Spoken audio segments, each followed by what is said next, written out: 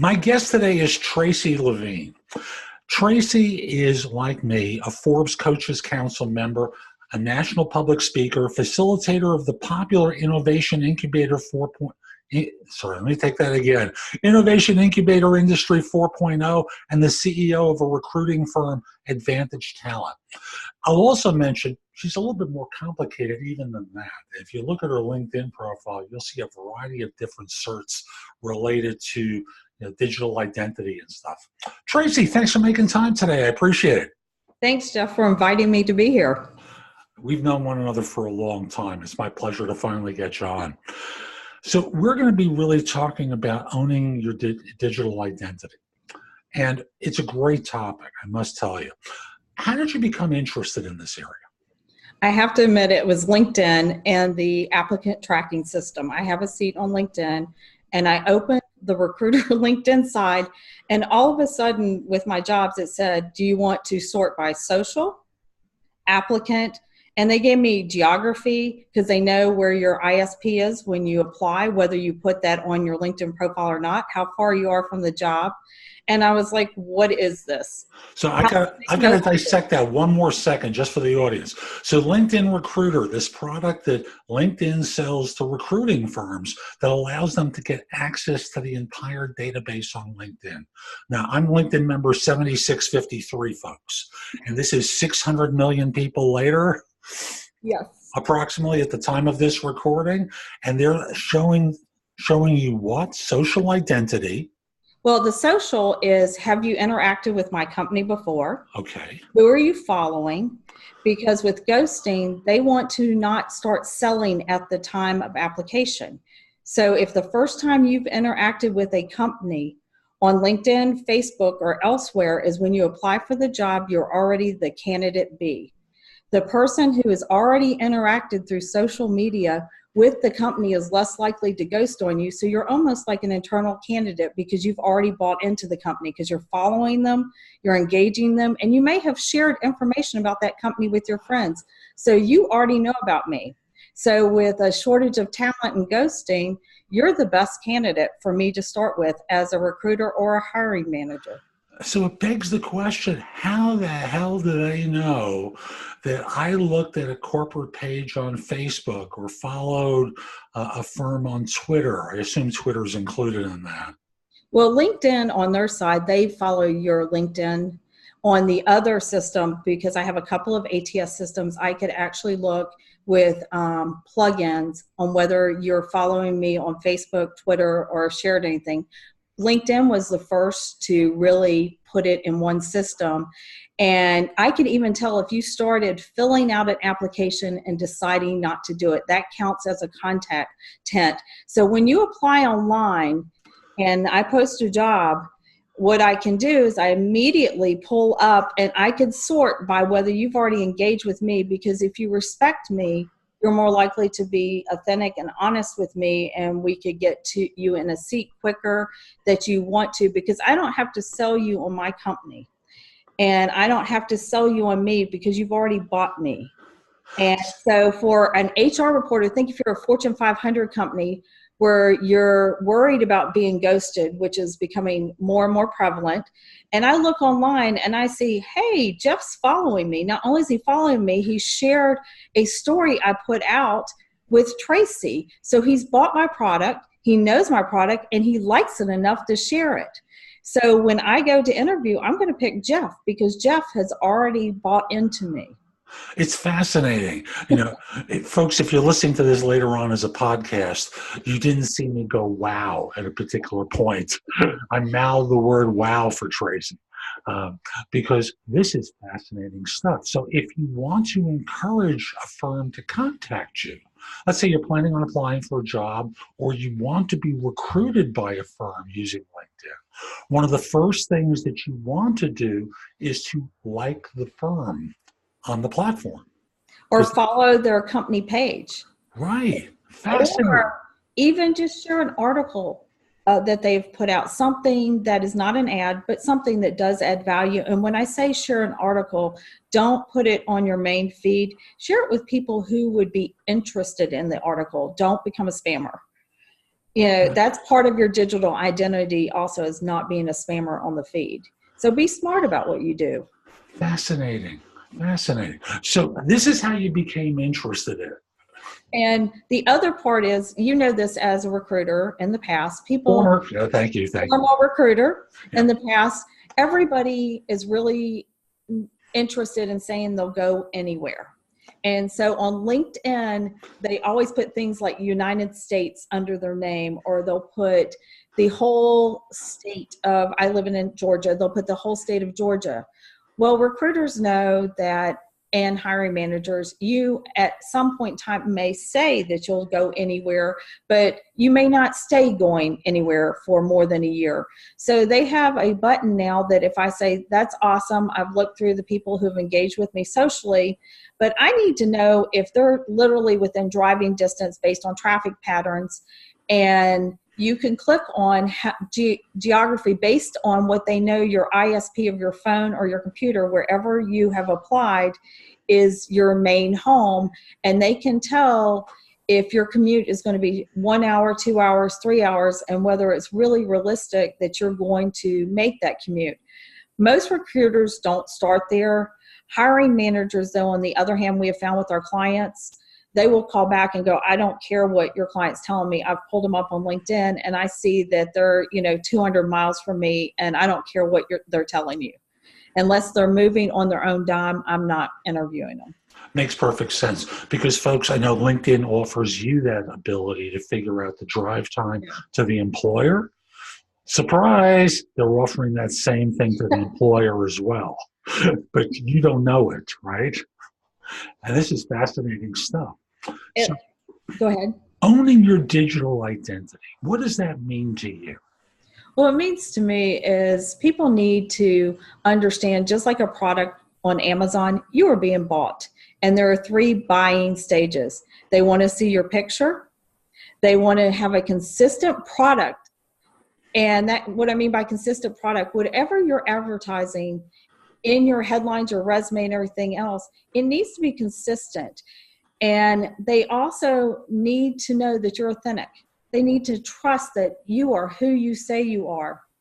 Because in a world of AI, the resume literally is the last thing they look at. The first place they find you in AI, and I'm going to blow your mind on the recruiter side, is if I have a client and I know they're going to have a blockchain specialist they need, which is really hard to find blockchain developers for the job, I'm going to run an AI search. And what does that mean? It means I set parameters every day. And once I set those parameters, I never have to run it again. LinkedIn will email me daily the first time somebody gets a certification, and they will add to that list, and it's my project list. And then I will start engaging with those clients before I need to hire them.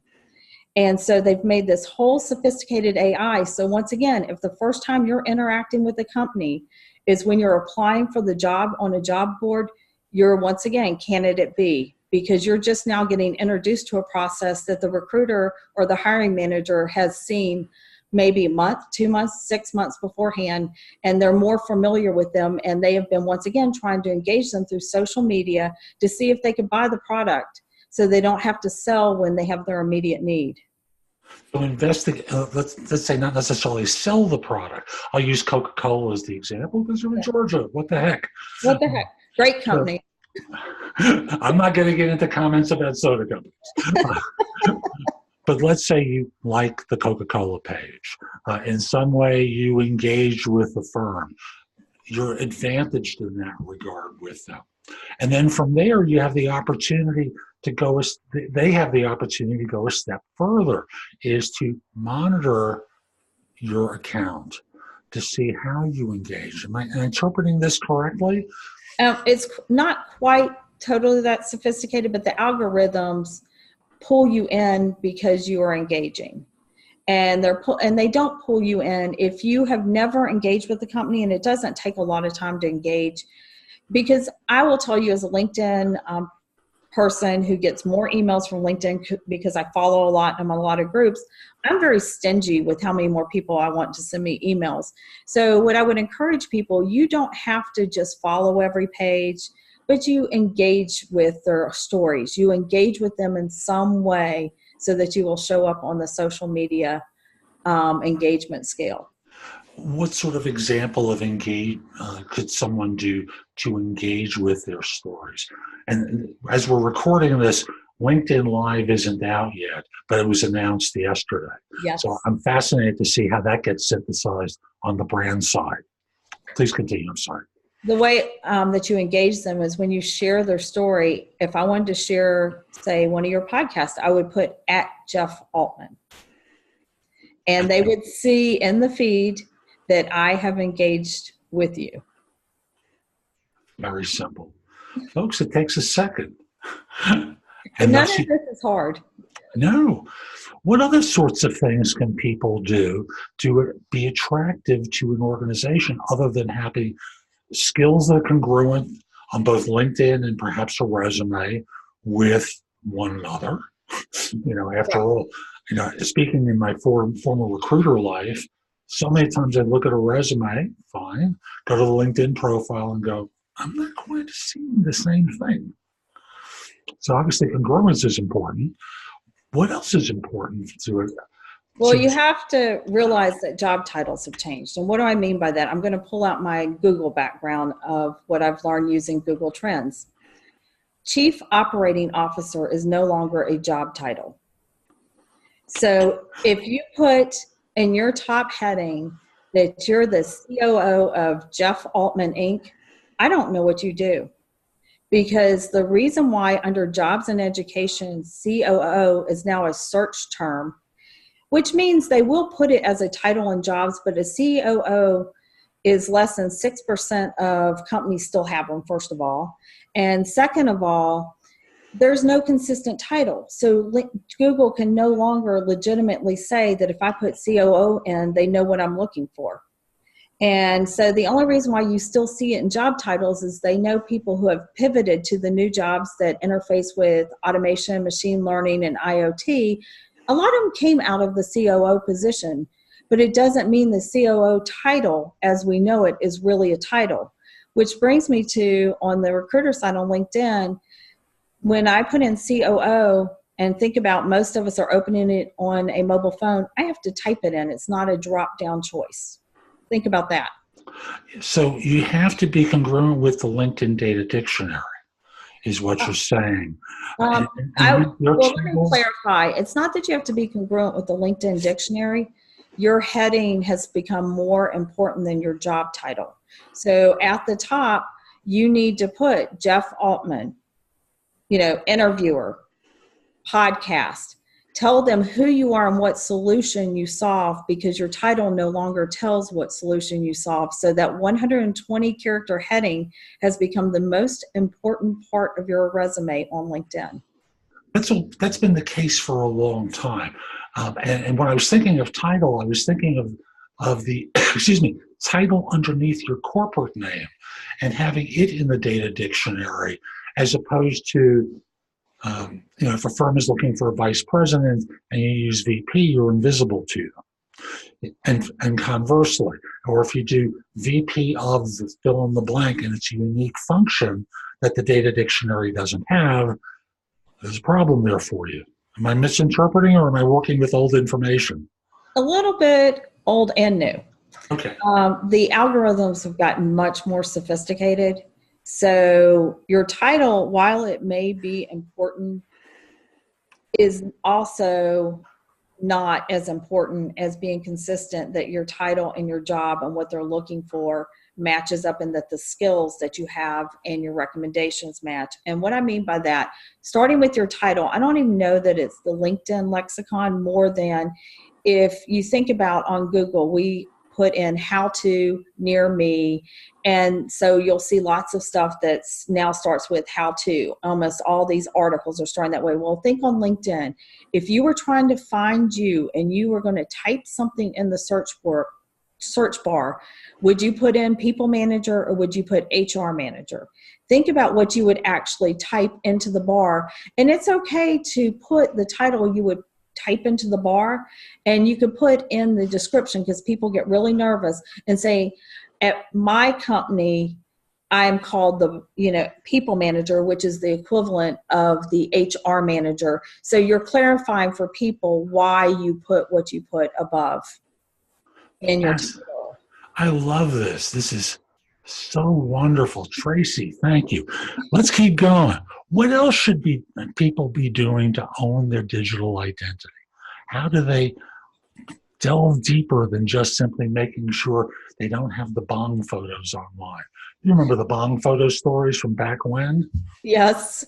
One of the things that I would tell people, there has been studies by several universities. If you are an avatar, or if you're looking off to the left like this, or looking off to the right, they have determined that people who do not put their avatars public, or who do not look directly on, or who have an avatar and not a picture, tend to be neurotic leaders.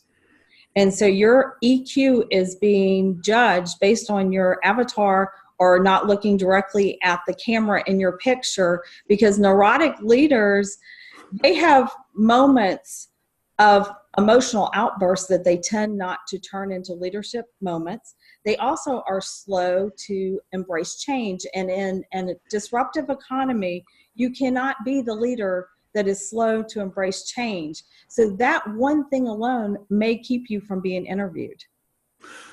So look into the camera. Your profile, make sure you're looking in the camera, because you see these artistic pictures now of people turning their head, looking like they're the thinker from, some sculpture, and that is not good. And if you're not sure what a good photo is, LinkedIn has actually done some great videos that are literally 2 minutes. They'll tell you what to look for. And also there's something called Photo Feeler. And I tell people to go to Photo Feeler. Don't ask your friends about your picture.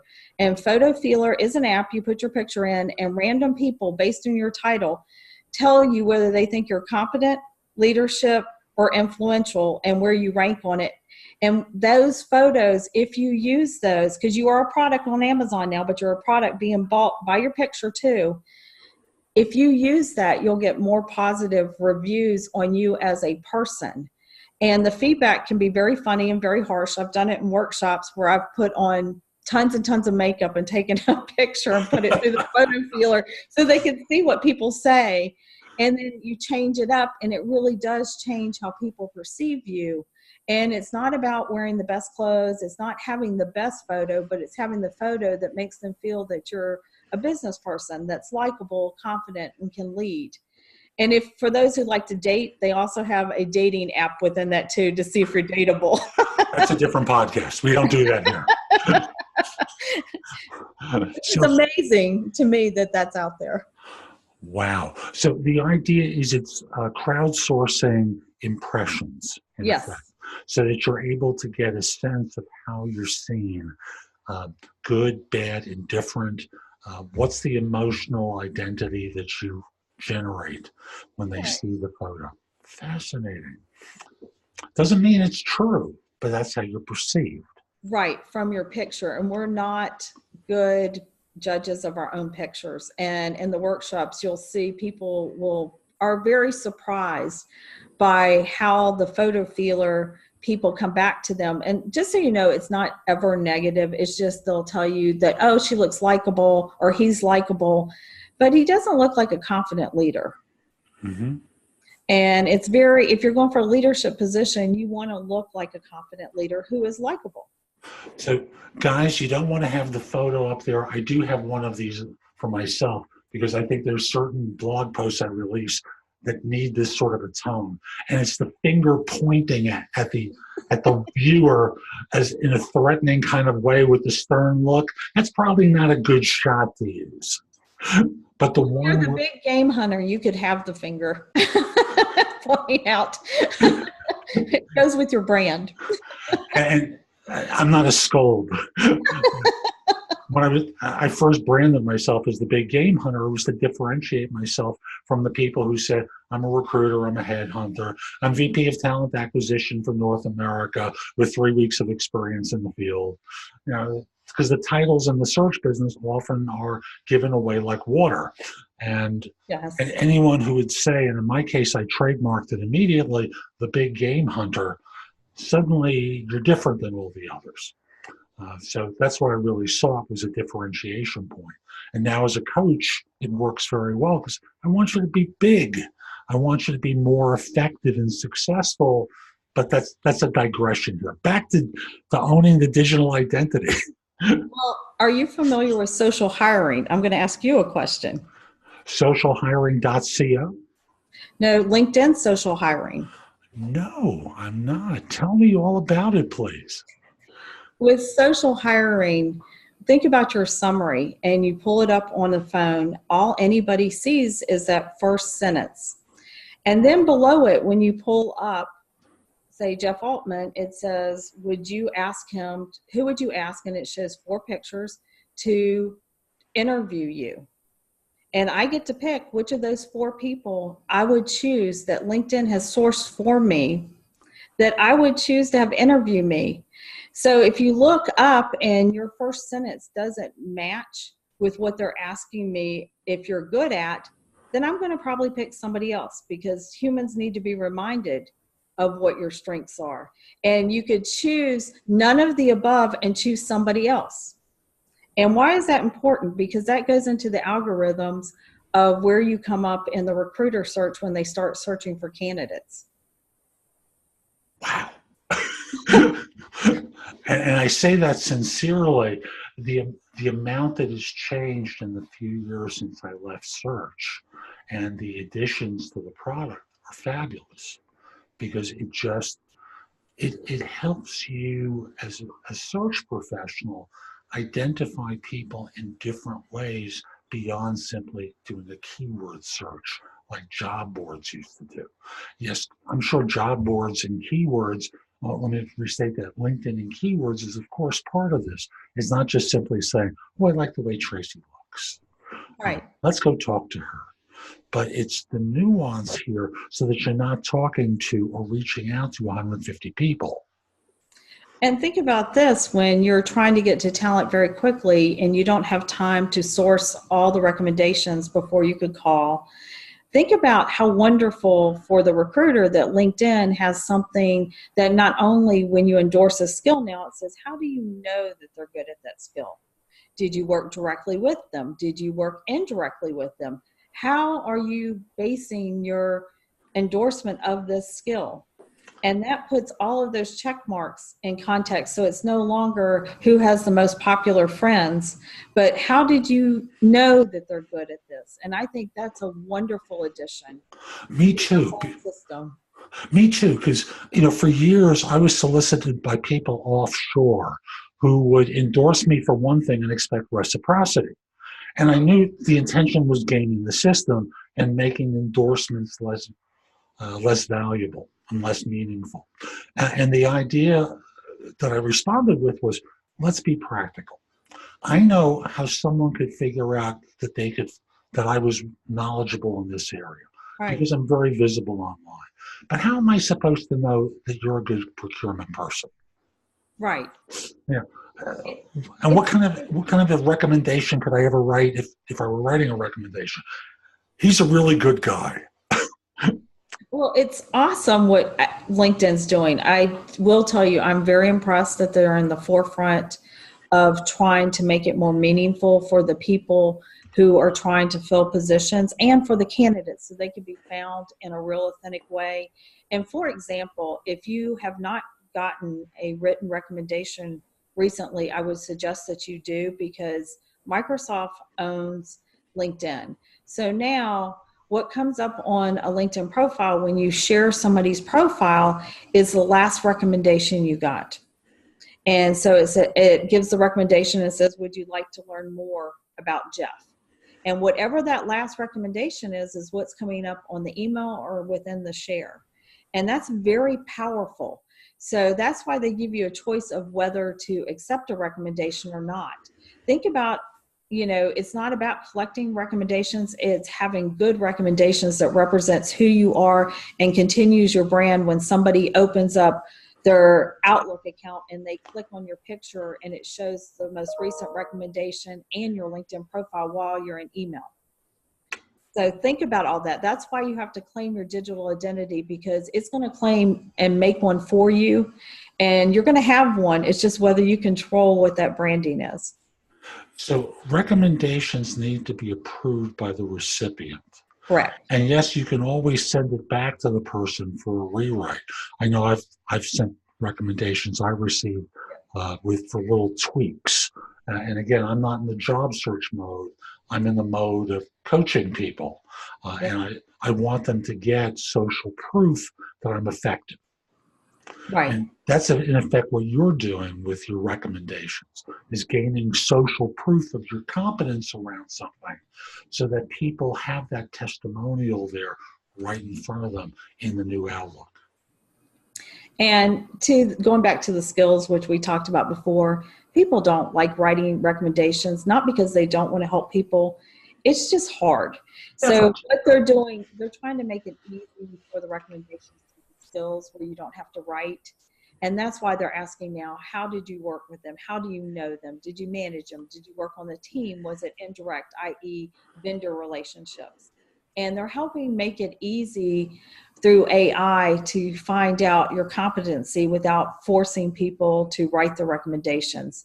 But the recommendations are an opportunity for the person to do some positive branding from the human side more than the AI side. Mm-hmm. And I suspect that one of the things that they're able to do is use the recommendations, use the profiles in general to recommend people to connect with as well. Correct. Because I just see that, my profile in a 90-day period is seen by 45 to 5,000 people during that period of time. And I'm not going out there looking at these profiles. People are being recommended to me to look. Right. So recognize that there's an impact there as well for you folks too. And by the way, if you accept the connection request, one of the things I picked up on is if you reply to the connection request in some way, which could be something as trivial as, hey, thanks for reaching out to connect. I'm curious, how did you decide to reach out to me? That suggests engagement and knowing the person to LinkedIn so that they refer you more. And I'm just going to add to that. What people don't understand, when Jeff Weiner, the CEO of LinkedIn, announced that communication is the #1 lacking skill, that we don't have it. You say that to a room. I do lots of public speaking and workshops. Everybody raises their hand. I know how to communicate.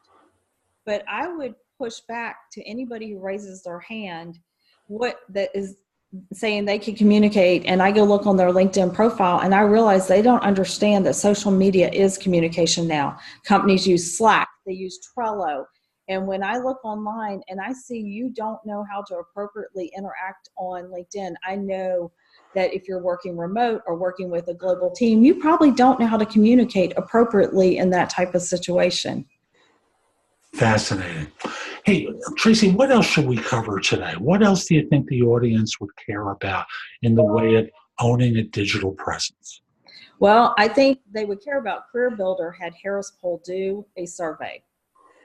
57% of companies will not interview a candidate that they cannot find a public profile, social media profile. They typically will not move ahead with the interview. So think about that. And in this survey, 70% of the respondents said that they do look at your social media profile. And it's not because they want to discriminate, because when I do my workshops, people get very upset about this.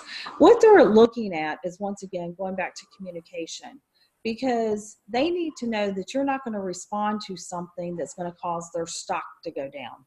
They need you to understand that millennials want to know who they're working for, that's that trust, and they're going to look at your identity. They're going to see how you interact online. They're going to see what you're doing online, because they want to know who they're working for. So you are part of the company brand. And to not have a social media profile that's robust and claimed lets them know that you're not going to help their brand. So it's becoming more and more important that you own that digital identity and show that you are up to speed on what it means beyond just a resume online. And it also begs the question of, with that, I know some people dropped LinkedIn profiles a while ago because they had marketable skills, were being bombarded, and they just said, I'm taking myself off of LinkedIn. But to not have a Facebook or a Twitter account Right. suggests that this could be a phony individual. I know I've gotten the connection requests from people offshore who have the turquoise background and that certain appearance that suggests that this is really a drawing, but a really good one. Well, and I will tell you, the companies are looking for 2 to 3 public profiles. And why is that? To your point, millennials tend to be on Facebook. And I just put up a public Facebook profile. I have nothing on it. I'm not sure what to do with it. So I'm having somebody help me learn on how to put up the appropriate Facebook profile for a business person. And they want to see that you understand that audiences on social media are on social media, number one, but different audiences are on different social media platforms. And you can't choose to only engage with one audience. So, owning your digital identity is more than just your LinkedIn profile.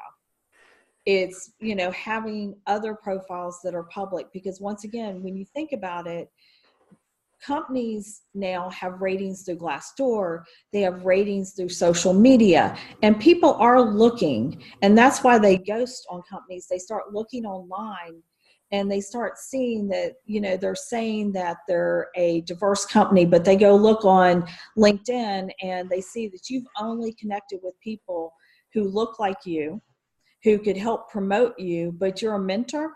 They're like, I'm not coming in, because by your social media profile, first of all, you're only on one. You don't understand diversity on the profile that you do have, and you're not trying to reach out and learn something new and reach out to new groups of people. So your digital identity is getting you judged more than it ever has in the past, as we go towards soft skills and away from the hard skills as the differentiator in hiring. Fabulous stuff. What else can we cover today? Have I missed any obvious points that you have? I'm looking to see. I feel like people who don't participate and have a digital identity have decided they're not going to move along. AI's here, they're searching you. And a whole other topic, you may not know this, I did your DISC profile today based on your online identity. And as a hiring manager and a recruiter, the reason why I'm able to do that, and as a career coach, is you could fake a personality test and try to answer the questions towards what you think the job wants to hire you, but you cannot fake the way you write on LinkedIn. You can't fake the words you use on Facebook. You can't fake being another person for an extended period of time. And so AI gives you a personality test that gets sent to the recruiter that they could actually put into the team they're hiring for to see if you can work within the team. And a company that is using AI heavily in the recruiting process is L'Oreal. And they have had great results using AI. But all of these companies have access to giving you personality tests and EQ tests without you even coming in with what you share on your digital identity. So it is important to be thoughtful of what you do and what you put out there and what you say and how you say it, because you are being judged on every level by the human and by the computer and the algorithms and everything that goes with it. And we're at an age you can't afford not to own your digital identity. And I'm going to end with the thought of caveat emptor. We're entering the political season for 2020. No matter what side of the equation you're on, this is the warning about how you communicate your opinions online. And I'm not advocating for a candidate. I'm just pointing out that based upon what Tracy said, there's information that you're sharing. And you may say, I don't care, until you lose an opportunity you really want, or never get the chance to interview for an opportunity you really would have wanted based upon what they find. Am I right? It's shocking. And it's the first time I did this seminar last week and showed behind the Wizard of Oz.